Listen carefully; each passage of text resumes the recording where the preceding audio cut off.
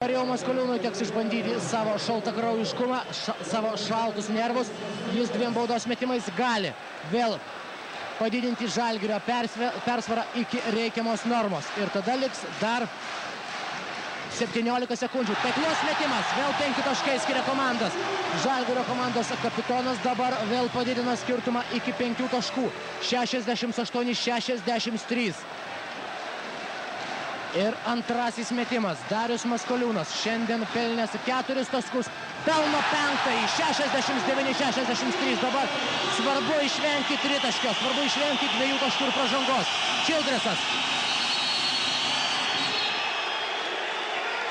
Kągi parodys teisėjas. Rungtynių laikas sustabdytas ir pražanga yra įrašoma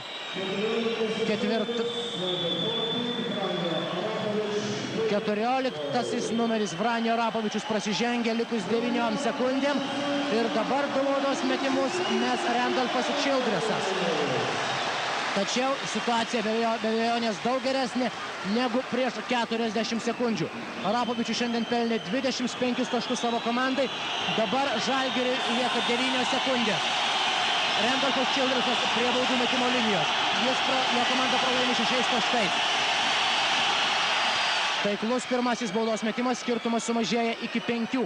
Jeigu jį sumažins Childressas iki 4, Žalgiris dar turės 9 sekundės paskutiniai lemiamai etapai. Antrasis baudos metimas. Taip pat taiklus, taigi 9 paskutinės sekundės antrajame kėlinyje. Enisas Uotley su kamuoliu. 6 sekundės. Uotley. Meta iš 3 taškų zonos. 3 taškai! Enisas Uotley! 3 taškai! Enisas Uotley! Gelbsti savo komandą. Manote, kas dedasi Kauno Sporto halėje? Enisas Uotley, sezono viduryje atvykęs legionierius.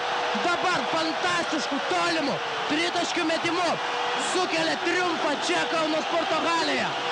Po jo tritaškio Žalgiris padidino skirtumą iki 71-65. Ir to užtenka, kad Žalgirio komanda iškovotų kelialapį į ketvirtfinalį.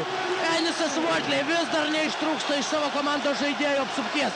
Fantastiška rungtynių atomazga čia Kauno Sporto halėje, sudrebinusi, matyti, visus Kauno ir apskritai visus Lietuvos krepšinio gerbėjus. Enisas Uotley atsidarė ant gerbėjų rankų. Jis yra metamas į viršų. Vranio Arapovičius pelnęs 25 taškus, dabar tiesiog negali ištarti nė žodžio.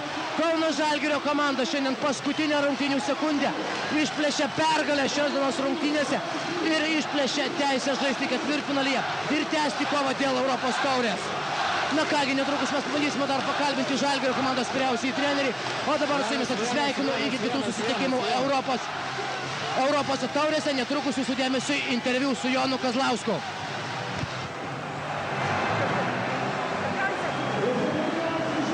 Gerbiamas treneris, sveikinu Jūs kuo nuoširdžiausiai iškovojus šitą pergalę, patekus į Europos taurės turnyro ketvirtfinalį.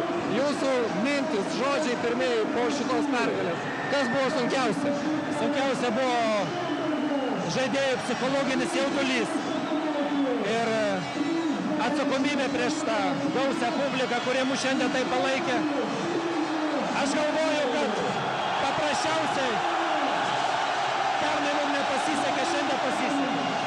Ką sakėt paskutinės minutės pertraukėlės metu? Mes tarėmės, kada bauduoti, ką bauduoti ir kaip paskui stengtis užpulti. Aišku, jie irgi mums neleido tai atlikti, kadangi jie irgi baudavo. Nu ir pabaigoje pasisekė paprasčiausiai. Ką galėtumėte išskirti? Žinoma, Vranio Arapovičius daro. Aš niekada nenoriu skirti, tuo labiau ant karštųjų. Aš galvoju, kad kas buvo aikštelėje, tas stengiasi. Ačiū Jums dar kartą, sveikinu, sėkmės toliau.